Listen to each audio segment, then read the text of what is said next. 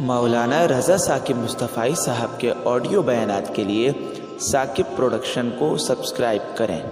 جزاک اللہ۔ کہ رسول کریم صلی اللہ علیہ وآلہ وسلم نے ارشاد فرمایا، اگر لوگوں کو پتہ چل جائے کہ رمضان میں کیا ہے تو وہ آرزو کریں کہ پورا سال ہی رمضان رہے۔ اتنی برکتیں اور اتنی رحمتیں اللہ نے اس مبارک مہینے کے دامن میں ڈال دی ہیں۔ میں نے جو آپ کے سامنے آیت کریمہ تلاوت کی ہے اس میں بھی اس مفہوم کو بیان فرمایا گیا کہ اے ایمان والو، تمہارے اوپر روزے فرض کیے گئے ہیں جس طرح تم سے پہلوں پہ فرض کیے گئے تھے۔ یا ایھا الذین آمنوا کتب علیکم الصیام کما کتب علی الذین من قبلکم۔ کیوں فرض کیے گئے؟ وجہ کیا ہے؟ لعلکم تتقون، تاکہ تم متقی بن جاؤ، تم پرہیزگار بن جاؤ۔ تو روزے کی فرضیت کا نتیجہ تقوی کا حاصل ہونا ہے، اتقاء کی دولت کا نصیب ہونا ہے۔ تو اس آیت کریمہ میں 3 چیزیں بیان کی گئی۔ سب سے پہلی، اے ایمان والو، تمہارے اوپر روزے فرض کیے گئے۔ پھر دوسری بات، جس طرح تمہارے سے پہلوں پہ فرض کیے گئے۔ اور تیسری بات، تاکہ تمہیں تقوی کا نور نصیب ہو، تمہیں اتقاء کی دولت نصیب ہو۔ تو ایک تو روزے کی فرضیت کا حکم دیا گیا، اور دوسرا یہ تسلی دی گئی کہ یہ بھوک اور پیاس کی شدت تمہیں ہی نہیں کاٹنا پڑے گی، تم سے قبل بھی لوگ یہ عبادت کرتے رہے ہیں، اور وہ اس مشکل عبادت سے تقوی کو حاصل کرتے رہے ہیں، اور تمہیں بھی ہم اس راستے سے تقوی نصیب کرنا چاہتے ہیں۔ علامہ حقی علیہ رحمہ نے لکھا ہے کہ ملک تحمور الثالث، یہ حضرت آدم علیہ السلام کی اولاد سے تیسرا بادشاہ گزرا ہے، اس کے زمانے میں قحط پڑ گیا تھا۔ تو اس نے اپنی قوم کو یہ حکم دیا کہ ایک وقت کا کھانا آپ کھا لیں اور ایک وقت کا کھانا بچائیں اور وہ قحط زدہ علاقوں میں بھیجیں۔ تو قوم نے اس حکم کو بصر و چشم قبول کیا اور ایک وقت کا فاقہ کاٹ کے اپنے ان بھائیوں کے لیے وہ کھانا بھیجتے جو قحط میں مبتلا تھے۔ قوم کی یہ ادا اللہ کو پسند آ گئی، اور وقت کے نبی پر وحی کی گئی کہ تمہارے اس عمل کو ہم عبادت قرار دیتے ہیں۔ تو حضرت آدم علیہ السلام کے بعد متصل ہی یہ عبادت فرض کی گئی، اور پھر جتنی بھی ملتیں، قومیں اور امتیں آئیں ان میں روزے کی تحسین کی گئی اور روزے کی تلقین کی گئی۔ پرانی جتنی بھی کتابیں ہیں، اناجیل ہیں، تورات ہے، اس میں روزہ داروں کی تعریف موجود ہے۔ اور حضور علیہ السلام جب اس دنیا پہ تشریف فرما ہوئے تو آقا کریم روزے کی فرضیت سے پہلے بھی روزے رکھتے تھے۔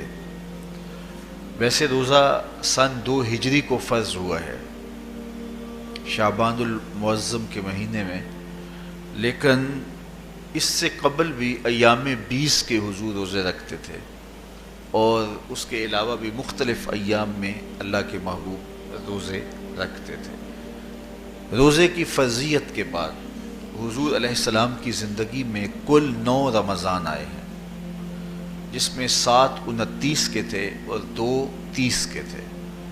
یہ بات ذہن میں رکھیے گا کہ روزے 29 ہوں ثواب پھر بھی 30 کا ہی دیا جاتا ہے۔ تو زیادہ تر جو رمضان المبارک کے مہینے ہوتے ہیں وہ 29 کے ہوتے ہیں، 30 کے کم ہوتے ہیں۔ حضور کی زندگی میں 9 میں سے 7 جو ہیں وہ 29 کے ہوئے ہیں اور 2 30 کے ہوئے ہیں، تو ثواب پورے 30 کا ہی ہے۔ بعض لوگوں کو زیادہ ہی مسئلہ ہوتا ہے، 29 ہو جائیں تو یہ اللہ کا کرم ہے کہ روزہ رکھنا بھی نہیں پڑا اور 30वें کا ثواب بھی مل گیا، لیکن وہ شور مچا دیتے ہیں کہ یہ روزہ کھا گئے ہیں۔ میرا نہیں خیال کہ کسی کو اپنے ذمے اتنی بڑی امت کا بوجھ لینے کی پریشانی ہو اور وہ خام خواہ ایک روزے کے لیے پوری امت کا بوجھ اپنے کندھوں پہ ڈال لے۔ تو 29 روزے ہوں یا 30 ہوں، اللہ ثواب پورے 30 کا ہی عطا کرتا ہے۔ روزہ اللہ تعالیٰ جل شانہ کی رضا اور اس کی محبت کے حصول کا ذریعہ ہے، اور اس کا عملی نتیجہ جو اس آیت کریمہ میں بیان کیا گیا وہ تقوی ہے۔ لعلکم تتقون، روزہ اس لیے فرض کیا گیا کہ تمہیں تقوی نصیب ہو جائے، اتقاء کی دولت نصیب ہو۔ اب سوال یہ ہے، کیا تقوی بھوک اور پیاس سے حاصل ہوتا ہے؟ پیاس کاٹنے سے، بھوک کاٹنے سے کیا تقوی نصیب ہو جاتا ہے؟ صبح سے لے کر شام تک روزہ رکھنے کی تلقین کی گئی۔ یہاں ناروے میں اور مختلف ممالک کے اندر 20 گھنٹے کا روزہ ہے، اور ہمارے بھی یہاں 16-17 گھنٹے مسلسل شدت کی گرمی میں بھوک اور پیاس کاٹنا ہوتی ہے۔ تو اتنا طویل دورانیہ جو بھوک اور پیاس کاٹی ہے، اس کا مقصد رزق بچانا نہیں ہے، بلکہ وَيُزَادُ فِيهِ رِزْقُ الْمُؤْمِنِ، ماہ سیام میں مومن کا رزق بڑھ جاتا ہے۔ آپ اپنا بجٹ دیکھ لیجئے، باقی مہینوں کی نسبت ماہ سیام میں آپ کے اخراجات زیادہ ہوتے ہیں اور کشادگی ہوتی ہے۔ تو یہ کوئی خوراک بچاؤ مہم نہیں ہے، بلکہ رزق تو بڑھ جاتا ہے، لیکن اس کے باوجود 20 گھنٹے، 17 18 گھنٹے پیاس اور بھوک کاٹنا، اس کا کوئی مقصد ہے تو وہ مقصد قرآن نے بیان کیا کہ اس کے نتیجے میں تمہیں اتقاء کی دولت ملے گی، تمہیں تقوی کا نور نصیب ہوگا۔ سوال یہ کھڑا ہوا، کیا بھوک اور پیاس کاٹنے سے تقوی مل جاتا ہے؟ تو اس کو سمجھنے کے لیے ایک مختصر تمہید سمجھنا ہوگی، اور وہ یہ کہ ہمارے 2 دشمن ہیں جو ہمیں جادہ مستقیم سے ہٹانے کے لیے دن رات کوشاں ہیں، ایک شیطان اور دوسرا نفس۔ یہ 2 دشمن ہیں جو ہماری متاع عمل، ہمارا خلوص، ہماری للہیت، ہمارا باطن لوٹنے کے لیے ہر وقت مستعد اور فعال رہتے ہیں۔ اب ان 2 دشمنوں سے ہمارے تنہا ناتواں وجود کا مقابلہ ہے، اور ان میں سے جو بڑا دشمن ہے وہ نفس ہے، کیونکہ شیطان نے جب انکار سجدہ کیا تو ہم تو یہ کہتے ہیں کہ ہمیں شیطان نے بہکا دیا، لیکن شیطان نے جب انکار سجدہ کیا اور خود بہک گیا تو اس وقت کوئی دوسرا شیطان تو نہیں تھا جس نے شیطان کو بہکایا، وہ نفس تھا جس نے شیطان کو شیطان بنایا۔ اس نے اندر سے کہا انا خیر منہ، میں بہتر ہوں۔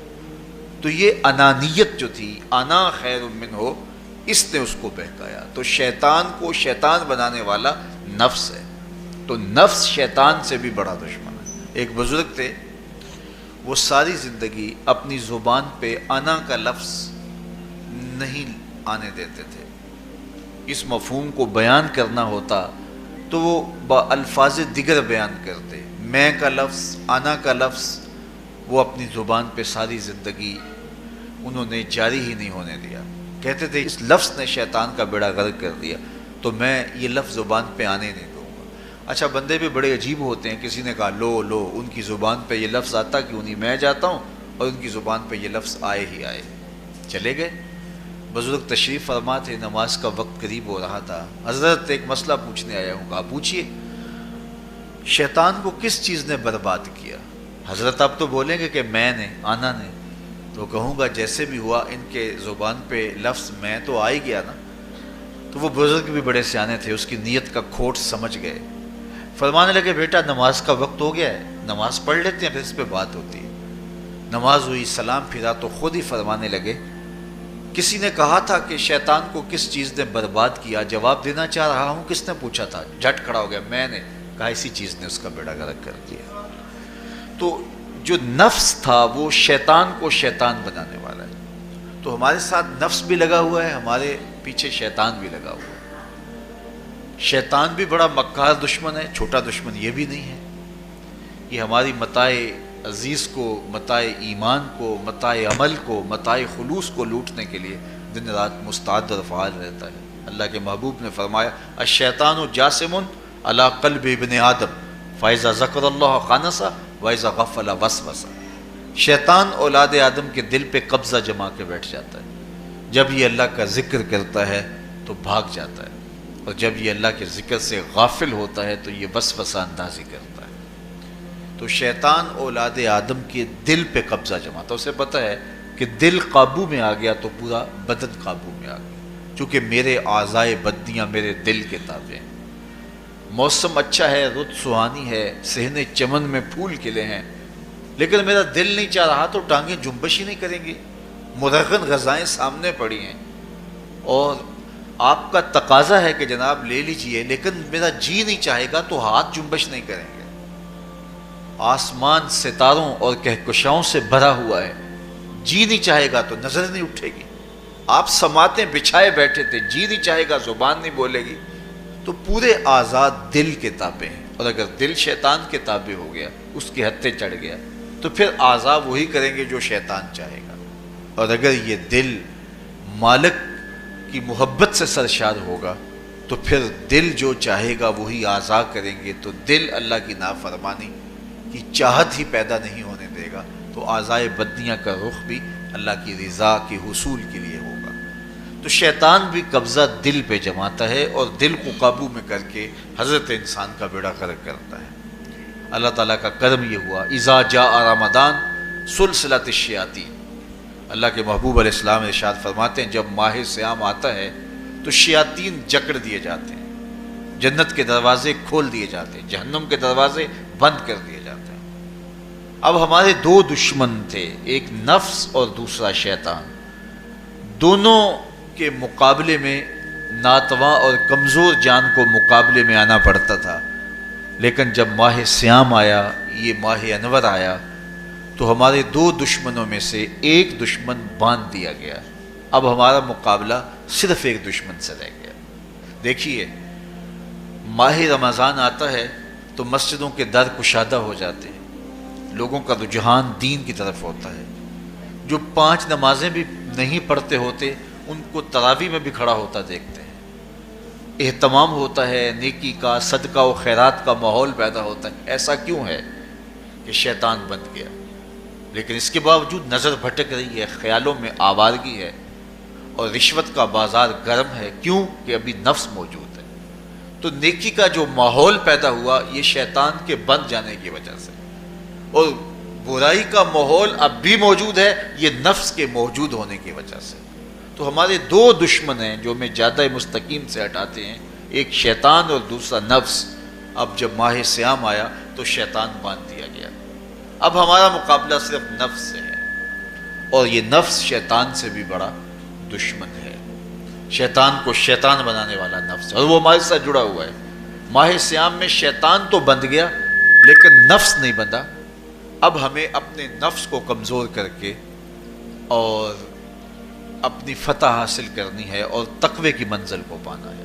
اب شیطان تو اللہ نے باندھ دیا، اب نفس کو کیسے باندھیں؟ تو آئیے نفس کی بندش کیسے ہوگی یہ کسی ایکسپرٹ سے پوچھیں گے کہ یہ کیسے اس کو باندھیں گے، اس کو کیسے قابو میں کریں گے. تو کسی ایسے شخص سے پوچھیں جو اس شعبے کا ماہر ہو. تو علامہ اقبال کے مرشد ملا جلال الدین رومی علیہ رحمہ کہتے ہیں آؤ تمہیں میں ایک معالج کا پتہ دیتا ہوں جو تمہیں اس بیماری کا علاج بتائے گا اور اس کی بندش کے طریقے بتائے گا. شیخ رومی علیہ رحمہ فرماتے ہیں ہفت شہر عشق را اتار گشت ما ہنوز اندر خم یک کوچام. عشق کے 7 شہر شیخ فرید الدین اتار گھوم چکے ہیں، اور میرے جیسا شخص عشق کے پہلے شہر کی پہلی گلی کے کونے پہ کھڑا ہے. اب اندازہ کیے کہ جن کا پتہ حضرت ملا جلال الدین رومی دے رہے ہیں وہ کس بلند مرتبے پہ فائز المرام ہے. فرمایا کہ وہ عشق کے 7 شہر گھوم چکے ہیں اور میں پہلے شہر کی پہلی گلی کی نکر پہ کھڑا ہوں. اب شیخ فرید الدین علیہ رحمہ سے پوچھئے کہ شیطان تو بند گیا، اب نفس کا وبال ہمارے اوپر پڑ رہا ہے اور ہم اس کے باوجود ماہ صیام کے اندر گناہوں میں منہمک ہیں، تو ہمیں بتایا جائے کہ اس نفس کا علاج کیسے کیا جائے. ہمیں آپ کا پتہ بتایا گیا ہے. تو شیخ فرید الدین عطار بولے نفس نتواں کشت اللہ باسے چیز بات گوئم یادگیرش اے عزیز. نفس نہیں مرتا، لیکن اگر 3 اسلحے تیرے پاس ہوں تو یہ ٹھہر بھی نہیں سکتا. وہ 3 اسلحے کون سے ہیں؟ خنجر خاموشی و شمشیر جو، نیزائے تنہائی و ترک ہجو. خاموشی کا خنجر، بھوک کی تلوار اور تنہائی کا نیزہ. یہ 3 اسلحے ایسے ہیں، اگر تو یہ لے کر کے نفس پہ ٹوٹ پڑے تو پھر نفس کا مقابلہ تیرے لیے آسان ہوگا. خنجر خاموشی، خاموشی کا خنجر. اللہ کے محبوب علیہ السلام نے فرمایا من صامت نجا، جو خاموش ہو گیا وہ نجات پا گیا. کیونکہ انسان کی زندگی کی زیادہ آفتیں اس کی زبان کی وجہ سے ہیں. آپ اپنے گناہوں کا اور میں اپنے گناہوں کا اگر احتساب کروں تو ہمیں سب سے زیادہ گناہ زبان کے ملیں گے. آنکھیں بھی گناہ کرتی ہیں، ہاتھ بھی گناہ کرتے ہیں، پاؤں بھی گناہ کرتے ہیں، لیکن سب سے زیادہ گناہ زبان کرتی ہے. جھوٹ بھی بولتی ہے، غیبت بھی کرتی ہے، شکوہ بھی کرتی ہے، گالی سب و شتم اور کیا کچھ زبان کے گناہ ہیں. اسی لیے اللہ کے محبوب نے فرمایا جو تمہارے 2 جبڑوں کے درمیان ہے یعنی زبان اور 2 ٹانگوں کے درمیان ہے تمہاری پارسائی کی جگہ، تم ان 2 چیزوں کی مجھے ضمانت دے دو، میں محمد تمہیں جنت کی ضمانت دے دیتا ہوں. تو انسان کے سب سے زیادہ گناہ زبان کے ہیں اور اس کی پارسائی کی جگہ کے. تو اس لیے میرے حضور نے فرمایا من صمت نجا، جو خاموش ہو گیا وہ نجات پا گیا. خنجر خاموشی، خاموشی کا خنجر نفس کشی کا ایک مؤثر ذریعہ. اور دوسری بات بشمشیر جو، اور بھوک کی تلوار. تو بھوک سے نفس کا مقابلہ کیا جا سکتا ہے، بھوک کی تلوار سے نفس کا سر کاٹا جا سکتا ہے. اللہ کے محبوب کا فرمان سنیے یا معاشر الشباب من استطاع منکم الباء فلیتزوج فإنه اغض للبصر واحسن للفرج فمن لم یستطع فعلیہ بالصوم فإنه له وجاء. اے جوانوں کے گروہ، تم میں سے اگر کوئی نکاح کرنے کی طاقت رکھتا ہے تو وہ دیر نہ کرے، فی الفور نکاح کر لے. یہ نظر کا اور پارسائی کا محافظ ہے. لیکن اگر تم میں سے کوئی نکاح کرنے کی فی الحال پوزیشن میں نہیں ہے تو وہ کثرت کے ساتھ روزے رکھے. روزے قاطع شہوات ہیں. تو بھوک سے نفس کو جو ہے وہ روکا جا سکتا ہے، اس کو لگام ڈالی جا سکتی ہے. تیسری بات نیزہ تنہائی، تنہائی کا نیزہ. تو فرمایا گیا کہ العافیت فی العزلہ، کہ تنہائی کے اندر ہی عافیت ہے. جب مجلسوں میں غیبت کی بدبو پھیلتی ہو اور چغلی کا ماحول معاشرے کا جزو لا ینفک بن جائے اور مجالس کے اندر نظروں کی پاکیزگی کا قائم رہنا مشکل ہو جائے اور انسان کی زندگی کے اندر گناہوں کا بہت بڑا سبب مجلسی زندگی ہو تو پھر اس سے تنہائی بہتر ہے. حضرت شاہ نقشبند بخاری فرماتے ہیں کہ فقیر کے لیے سب سے اچھی جگہ اللہ کا گھر مسجد ہے، یا کسی کامل صالح شخص کی صحبت ہے، اور یا پھر تنہائی ہے. چوتھی جگہ ہلاکت کے علاوہ اور کچھ نہیں ہے. ہمیں اپنے کاروبار میں، اپنے معاملات میں، اپنی ملازمتوں میں جانے کی تلقین کی گئی تو وہاں یہ تلقین کی گئی کہ دیر سے جاؤ جلدی واپس آ جاؤ، اور مسجد میں جاتے ہوئے تلقین کی گئی کہ جلدی جاؤ اور دیر سے واپس آؤ. لیکن ہم مسجد کے دروازوں پہ جب دور موجود میں رش دیکھتے ہیں کہ لوگ بہت جلدی نکلنا چاہتے ہیں، حتیٰ کہ کندھوں سے کندھے ٹکرا رہے ہوتے ہیں کہ جلدی سے باہر نکل جائیں. حالانکہ وہ عافیت کی جگہ ہے، 2 منٹ زیادہ بھی ہو جائیں تو کوئی حرج نہیں ہے. اور ایسے لوگوں کو بھی نکلنے میں جلدی کرتے ہوئے دیکھا ہے کہ لگتا تو یہ تھا کہ شاید یہ انہوں نے کسی ضروری کام پہ جانا ہے، لیکن باہر نکل کے بازار میں پھٹے پہ بیٹھے تھے اور مسجد سے نکلنے کی جلدی بہت تھی. تو مسجد میں جلدی جاؤ اور دیر سے واپس آؤ، اور بازار میں دیر سے جاؤ اور جلدی واپس آؤ، لیکن ہمارے رویے اس کے برعکس ہو گئے۔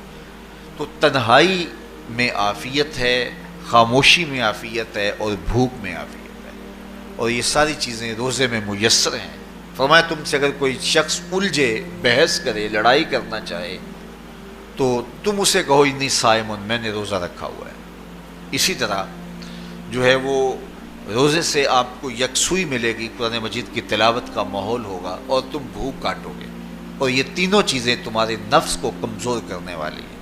شیطان بند گیا، نفس کمزور ہو گیا، اور جب نفس کمزور ہو گیا، کمزور ہوتا ہے، یہ نفس مرتا نہیں ہے۔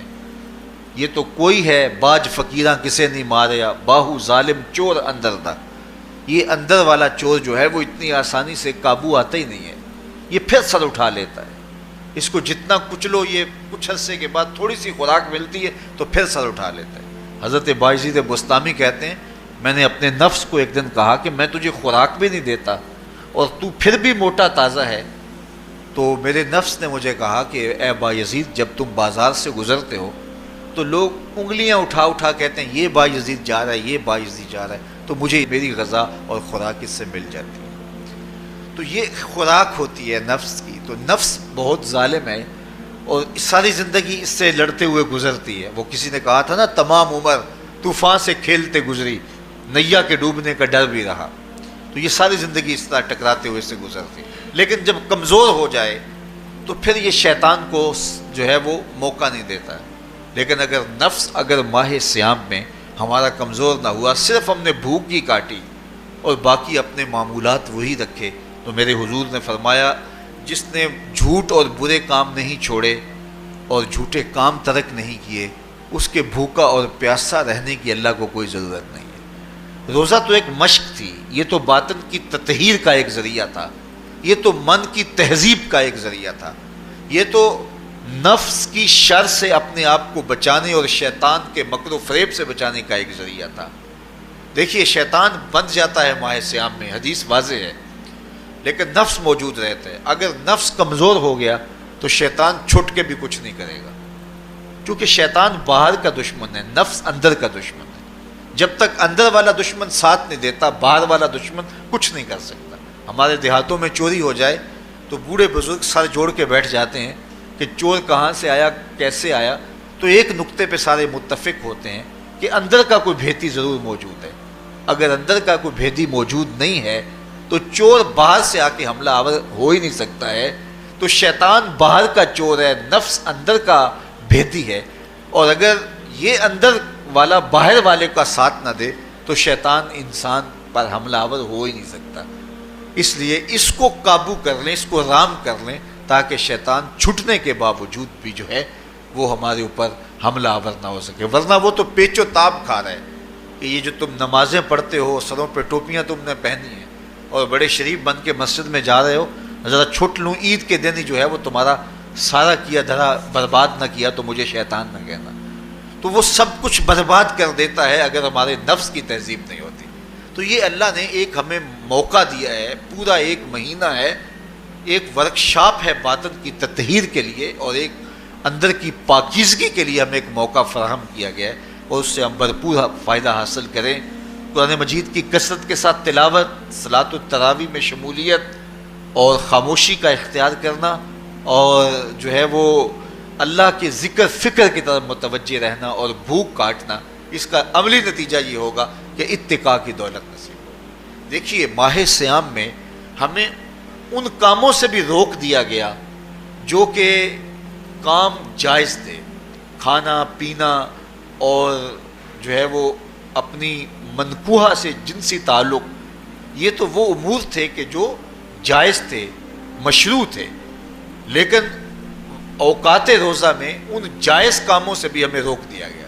اس فلسفے کو ہمیں سمجھنا ہوگا کہ جو کام شریعت میں جائز تھے، مشروع تھے، روزہ ان سے بھی رک جانے کا نام ہے، اور جو چیزیں شریعت میں جائز ہی نہیں ہیں، جھوٹ بولنا ہے، غیبت کرنا ہے، بد نگاہی ہے، اور دیگر برے اعمال ہیں، تو یہ چیزیں تو روزہ نہ بھی ہو پھر بھی ناجائز ہیں۔ تو جو چیزیں جائز تھی روزے میں ان سے بھی منع کر دیا گیا، اور جو چیزیں ناجائز ہیں تو اگر کوئی شخص ان چیزوں سے نہیں رکتا تو پھر اس نے روزہ کیا رکھا؟ ایک بندہ بھوک کاٹتا ہے لیکن جھوٹ بولتا ہے، ایک بندہ پیاس کاٹتا ہے لیکن غیبت کرتا ہے، ایک بندہ صبح سے شام تک نہ کچھ کھاتا ہے نہ کچھ پیتا ہے لیکن رشوت لیتا ہے. پھر مجھے بتائیے اس نے روزہ کیا رکھا؟ روزہ تو ایک مشق تھی کہ جو چیزیں جائز تھی ان سے بھی منع کر دیا گیا، ان سے بھی روک دیا گیا، اور جو ناجائز تھی وہ تو پہلے ہی ناجائز تھی، روزے کے بغیر بھی ناجائز تھی. تو اس لیے روزہ ایک مشق ہے. ہمارے سامنے مرغن غذا موجود ہے، ہمارے پاس سامنے ٹھنڈا مشروب موجود ہے، اور ہمیں مشق کرنے کی تلقین کی گئی کہ تمہیں بھوک ہے، شدت کی پیاس ہے، لیکن صبر کر کے دکھاؤ تم نہیں لوگے، یہ تمہاری مشق ہے. تو پھر جو حرام ہوگا اللہ کی طرف سے ممنوع ہوگا تو اس کو تم کس طرح لوگے جب تمہاری یہ مشق ہو چکی. لیکن ہم اس مشق کے اندر ہی جب ان سے نہیں رکیں گے تو پھر ہمارا روزہ ہی نہیں ہوگا، پھر بھوک اور پیاس کاٹنے کے علاوہ کچھ نہیں ہوگا. بہت سارے روزہ دار ایسے ہیں جن کا روزہ سوائے بھوک اور پیاس کاٹنے کے کچھ نہیں ہے. اس لیے جن چیزوں سے اللہ نے منع کیا ہے ان سے تو رکنا ہی رکنا ہے. جو چیزیں مشروع ہیں ان سے وقتی طور پہ روکا گیا تو ان سے بھی روک کر کے روزے کی تکمیل کی جائے. اچھا، روزے میں ایک اور چیز ہے کہ ہمارے صوفیاء مراقبہ کر کے ایک دولت پاتے ہیں، اور وہ کیا کہ اللہ دیکھ رہا ہے. وہ مراقبے میں بیٹھ جاتے ہیں اور اس تصور میں ڈوب جاتے ہیں کہ میرا اللہ مجھے دیکھ رہا ہے، اور یہ یقین اپنے اندر اتارتے رہتے ہیں. اس کا نتیجہ یہ ہوتا ہے کہ پھر گناہ کرنا مشکل ہو جاتا ہے. یہ تصور جب بندے کے ساتھ جڑ جاتا ہے کہ میرا اللہ مجھے دیکھ رہا ہے. ماہ سیام میں یہ دولت اللہ بانٹ دیتا ہے. جو مراقبے سے صوفیاء حاصل کرتے ہیں اللہ تعالیٰ اس دولت کو اہل ایمان پہ چھڑک دیتا ہے. کڑکتی دھوپ، برستی گرمی، زبان کانٹا، ہونٹ خشک، ٹھنڈا پانی دستیاب، دروازہ مقفل، کوئی دیکھنے والا بھی نہیں ہے، لیکن بندہ ایک گھونٹ بھی نہیں پیتا. وضو کرتے بھی احتیاط کرتا ہے کوئی قطرہ حلق سے نیچے نہ اتر جائے، کیوں کہ میرا اللہ مجھے دیکھ رہا ہے. جو چیزیں صوفیاء کو مراقبے سے نصیب ہوتی ہیں ماہ سیام میں اللہ اس دولت کو بانٹ دیتا ہے، چھڑک دیتا ہے. بارش کی طرح وہ دولت برستی ہے، اور یہ تصور ہمارے ساتھ جڑ جاتا ہے کہ میرا اللہ مجھے دیکھ رہا ہے. ہم پانی نہیں پیتے، اللہ دیکھ رہا ہے. مرغن غذائیں موجود ہیں کہ اللہ دیکھ رہا ہے. تو میں یہ پوچھتا ہوں کہ ہم کھانا نہیں کھاتے کہ اللہ دیکھ رہا ہے، ہم پانی نہیں پیتے کہ اللہ دیکھ رہا ہے، لیکن جب رشوت لے رہے ہوتے ہیں اللہ اس وقت نہیں دیکھتا؟ جب نظر بھٹک رہی ہوتی ہے اللہ اس وقت نہیں دیکھتا؟ جب خیال بہک رہا ہوتا ہے اللہ اس وقت نہیں دیکھتا؟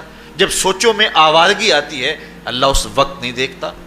تو یہ صرف وہ کھانے اور پینے کو ہی دیکھ رہا ہے، باقی امور زندگی کو نہیں دیکھ رہا. اور وہ کیا صرف رمضان میں دیکھتا ہے، غیر رمضان میں نہیں دیکھتا؟ تو یہ جو نور اترا تھا ماہ سیام میں، اس کو اپنے اندر اگر جذب کر لیا جائے تو زندگی سنور جاتی ہے. جو مراقبوں سے حاصل ہوتا تھا ماہ سیام میں وہ میںہ کی طرح برسا، اور ہم اس کے اپنے اندر سمولیں، جذب کر لیں تو نتیجہ یہ ہوگا کہ ہماری زندگی نور نہ لا نور ہو جائے گی.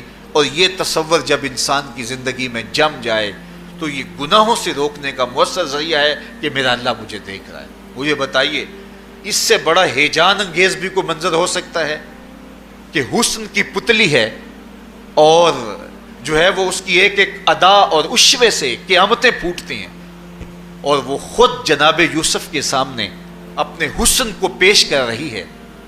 7 دروازے بھی مکفل ہیں، بت کے اوپر بھی کپڑا ڈال لیا، اور زلیخا حضرت یوسف کو خود کہہ رہی ہے تالک یوسف اب تو آ جاؤ نا، ذرا آنکھ اٹھا کے میرے جلوے دیکھو. لیکن جناب یوسف کیا بولتے ہیں؟ قال معاذ اللہ، میں اللہ کی پناہ میں آتا ہوں. کہا تو 7 دروازے بند کر کے لوگوں کی نظروں سے چھپ گئی اور موٹا کھیس ڈال کے اپنے زوم میں اپنے جھوٹے خدا سے بھی شرم کرتی ہے اور اس سے چھپ گئی. میں اس خدا سے حیا کیوں نہ کروں جو 7ویں کوٹھڑی میں بھی دیکھ رہا ہے. پھر اتنی روشنیاں برسی، اتنا یقین برسا کہ گناہ کیا، گناہ کا تصور بھی محال ہو گیا. تو مجھے بتائیے کتنا ہیجان انگیز منظر تھا جب حسن قدموں میں بچھنے کے لیے خود بے تاب تھا، اور حضرت یوسف جوان رانا ہے، جوانی اور شباب پورے بانکپن پہ ہے، اور ادھر حسن مچل مچل کے قدموں میں بچھ رہا ہے. لیکن یہ جذبہ کہ میرا اللہ مجھے دیکھ رہا ہے ایسی رکاوٹ بنتا ہے. قال معاذ اللہ، کہا میں اللہ کی پناہ میں آتا ہوں. تو یہ یقین جب بندے کے ساتھ جڑ جاتا ہے کہ میرا اللہ مجھے دیکھ رہا ہے تو پھر انسان کے لیے گناہ سے بچنا کوئی مشکل نہیں ہوتا۔ گھر میں فاقے ہوں، مشکل میں بندہ پھنسا ہو اور اس کو رشوت مل رہی ہو تو پھر اپنا ہاتھ روکنا بڑا مشکل ہوتا ہے، بلکتے بچوں کا خیال آتا ہے۔ لیکن جب یہ خیال ہو کہ میرا رب میرا رازق ہے اور میرے اس عمل کو دیکھ رہا ہے تو پھر بندہ اس کو پرے کا کی حیثیت بھی نہیں دیتا، اور جب وہ پاؤں کی ٹھوکر پہ بھی نہ رکھے تو پھر اللہ فرماتا ہے وَيَرْزُقُهُ مِنْ حَيْثُ لَا يَحْتَسِبُ، تو یہ کر کے دیکھ میں تجھے وہاں سے رزق دوں گا جہاں سے تجھے گمان بھی نہیں ہوگا۔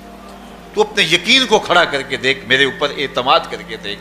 میرے حضور نے فرمایا اللہ پر توکل کرنے کا جو حق ہے اگر تم ادا کرو وہ تمہیں ایسے رزق دے جیسے پرندوں کو عطا کرتا ہے۔ صبح گھر سے نکلتے ہیں خالی پیٹ ہوتے ہیں، ہمیں تو پتہ ہے دفتر میں جانا ہے، ہمیں تو پتہ ہے دکان پہ جانا ہے، ہمیں تو پتہ ہے فیکٹری میں جانا ہے، ہمیں تو پتہ ہے کہ ہم نے فلاں جگہ جا کے دہاڑی لگانی، لیکن ان کا کوئی کاروبار نہیں ہوتا، کوئی فیکٹری نہیں ہوتی۔ جدھر جی آیا صبح جو ہے وہ اڑان بھر دی، بند توکل پنچھی اڑ دے، خرچ نہ پلے زیرہ ہو، نہ کوئی راس ہے نہ کوئی کاروبار ہے، لیکن کبھی ایسا نہ ہوا کہ شام کو خالی پیٹ آئے ہوں۔ تو کہا اگر تم اللہ پہ توکل کر لو وہ بھی تمہیں ایسے رزق دے جیسے پرندوں کو رزق عطا کرتا ہے۔ پرندوں میں سے ایک پرندہ ہے ہنس، یہ سچے موتی کھاتا ہے، اور آپ پنساری کے پاس موتی لینے جائیں تو ہزاروں روپے تولے کے ماشے کے حساب سے آپ لیں تو پھر بھی آپ سوچتے ہیں کہ پتہ نہیں یہ خالص دیے یا نہیں دیے۔ وہ اتنے نایاب اور کامیاب ہیں کہ آپ ماشوں اور تولوں میں خریدتے ہیں اور پھر بھی آپ کو شک رہتا ہے کہ یہ خالص ہیں یا کہ نہیں۔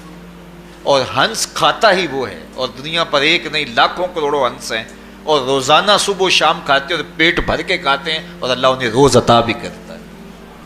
تو یہ مالک وہ ہے، رازق ہے۔ جب اس پہ توکل اور اس پہ یقین پیدا ہو جاتا ہے تو پھر مشکل نہیں رہتا، پھر آسانی پیدا ہو جاتی ہے۔ تو روزوں میں اللہ تعالیٰ یہ یقین دیتا ہے کہ وہ مجھے دیکھ رہا ہے، بندہ یہ تیقن پیدا کر لیتا ہے کہ میرا اللہ مجھے دیکھ رہا ہے۔ بعض کا چھوٹے بچے روزہ رکھ لیتے ہیں تو مائیں بے چین ہو جاتی ہیں، جب دوپہر کے وقت پھول جیسے بچے کملا جاتے ہیں تو مائیں انہیں بند کمرے میں کوئی کھانا یا کوئی ٹافی یا کوئی اور چیز یا چاکلیٹ دیتی ہیں کہ بیٹے یہ کھا لو، تو وہ بچے نہیں کھا رہے ہوتے تو مائیں کہتے ہیں پتر کھا لو کوئی نہیں دیکھ رہا، تو وہ بچے بھی کہتے ہیں اللہ دیکھ رہا ہے۔ تو وہ جو صوفیاء کو مراقبوں سے ملتا ہے وہ ایک بچے کو بھی نصیب ہو رہا ہے کہ میرا اللہ مجھے دیکھ۔ یہاں ایک اور بھی تسلی ہے، ہم ہزار گناہ گار سہی، ہم ہزار سیاہ کار سہی، لیکن ہمارا رب پہ کتنا یقین ہے رمضان میں پتہ چلتا ہے کہ اس ذات پہ ہمارا کتنا تیقن ہے، کتنا یقین ہے، جس کو دیکھا نہیں، چھوا نہیں، بات نہیں ہوئی، جو تصور خیال کی حدود سے بھرا ہے، اتنا یقین ہے کہ ہم پانی نہیں لیتے، کھانا نہیں لیتے کہ میرا اللہ مجھے دیکھ رہا ہے۔ کاش کہ اس کو ہم اپنی پوری زندگی میں پھیلا لیں، اور اس کو زندگی میں جب ہم طاری کر لیں گے تو پھر گناہ کرنا محال اور ناممکن ہو جائے گا، اور زندگی نور علی نور ہو جائے گی، اور یہی تقوی کا حصول ہے۔ تو فرمایا اے ایمان والو تمہارے اوپر روزے فرض کر دیے گئے جس طرح تم سے پہلوں پہ فرض کیے گئے تھے، لعلکم تتقون، تاکہ تم متقی بن جاؤ، تاکہ تم پرہیزگار بن جاؤ۔ حضرت سلمان فارسی رضی اللہ تعالیٰ عنہ سے مروی ہے کہ جب شعبان کی 29 تاریخ ہوتی تو اللہ کے محبوب ہمیں خطبہ ارشاد فرماتے، اس میں رمضان المبارک کے فضائل بیان کرتے اور کہتے تمہارے پاس ایک شہر عظیم عزت اور عظمت والا مہینہ آ رہا ہے جس کا ہر دن باقی سال کے دنوں سے افضل ہے، جس کی ہر رات باقی سال کی راتوں سے افضل ہے، اور اس میں ایک رات ایسی ہے لیلۃ القدر جو 1000 مہینے سے بہتر۔ تو یہ اللہ تعالیٰ کی رحمتوں کا روپ ہے، رحمتوں کے دروازے کھول دیے جاتے ہیں، اور روزہ دار کا روزہ بالخصوص عصر کے وقت، شام کے وقت، پچھلے پہر، روزہ دار کے خالی معدے سے جو ایک بو اٹھتی ہے، مہک اٹھتی ہے، اللہ کو کستوری سے بھی زیادہ محبوب ہوتی ہے۔ اللہ اکبر۔ اور فرمایا للصائم فرحتان، فرحۃ عند فطرہ و فرحۃ عند لقاء ربہ، روزہ دار کے لیے 2 خوشیاں ہیں۔ ایک خوشی اسے تب ملتی ہے جب وہ روزہ کھولتا ہے سارے دن کی بھوک اور پیاس کاٹ کے، جب شام کو ٹھنڈا اور میٹھا مشروب اسے ملتا ہے اور وہ مشروب اپنے جو ہے وہ منہ میں ڈالتا ہے، وہ معدے کی طرف اترتا ہے، تو اس کی زبان بولے نہ بولے اس کا ایک ایک انگ اللہ کی تسبیح بول رہا ہوتا ہے اور اللہ کا شکر ادا کر رہا ہوتا ہے۔ اس وقت اسے ایک عجیب فرحت ہوتی ہے کہ اتنا طویل لمبا روزہ تھا، شکر ہے کہ میرا روزہ تکمیل کو پہنچا. ایک روحانی مسرت، پھر روزہ کھلنے کے وقت اس کو بدنی مسرت. تو ایک فرمایا اس کو فرحت تب ملتی ہے جب وہ روزہ کھولتا ہے. وَفَرْحَةٌ عِنْدَ لِقَاءِ رَبِّهِ، اور دوسری فرحت اسے تب ملے گی جب روزے کے صلے میں اللہ اپنے رخ سے پردہ ہٹا دے گا اور اللہ اپنا دیدار عطا فرمائے گا. تو یہ روزے دار کے لیے خوشیاں ہیں. تو خوش نصیب ہیں وہ لوگ جو ماہ سیام کے روزے پورے خشوع و خضوع کے ساتھ رکھتے ہیں اور اس کی برکتوں سے مالا مال ہوتے ہیں. ورنہ بعض لوگ میں نے ایسے بھی دیکھے ہیں، وہ چھوٹی چھوٹی بیماریوں کا بہانہ بنا کے روزہ ترک کر دیتے ہیں اور انہیں حوصلہ ہی نہیں پڑتا روزہ رکھنے کا. چونکہ الصوم نصف الصبر، روزہ آدھا صبر ہے. میں سمجھتا ہوں، میں شوگر کا مریض ہوں اور 4 سے 5 گھنٹے اگر مجھے کچھ کھانے کو نہ ملے تو میری طبیعت میں ایسا اضطراب اور بے چینی پیدا ہو جاتی ہے کہ میں گھر والوں سے الجھنے کی کیفیت میں بھی آ جاتا ہوں. لیکن ماہ سیام میں 20 گھنٹے بھی کاٹ لیتا ہوں، لیکن میری طبیعت پہ کوئی بوجھ اس لیے نہیں ہوتا کہ میں اللہ کی رضا کو اپنے ذہن کے ایک ایک گوشے میں رکھے ہوئے ہوتا ہوں. تو یہ آدھا صبر ہے، یہ صبر سکھاتا ہے. اور پھر روزے سے جب ہم بھوک کاٹتے ہیں تو غربا، مساکین، وہ لوگ جو بیچارے بھوک اور پیاس کاٹ کے زندگی گزارتے ہیں، ان کا بھی ہمیں خیال آتا ہے کہ ہمیں تو اپنے اختیار سے چند لمحوں کے لیے بھوک کاٹنی پڑی تو اس کی کلفت اور اس کی اذیت اتنی ہے. تو جو شخص مجبوری کی وجہ سے کاٹتے ہیں اور ان کے بلکتے بچے ان کے سامنے ہوتے ہیں تو پھر ان کا عالم کیا ہوگا. تو اس سے پھر صدقہ اور خیرات کا ماحول پیدا ہوتا ہے اور ہم غربا کو اپنے ساتھ خوشیوں میں شریک کرتے ہیں. اللہ تعالیٰ جل شانہ ہمیں ماہ سیام کے روزے، صلاۃ التراویح، دیگر صالح اعمال کی توفیق دے.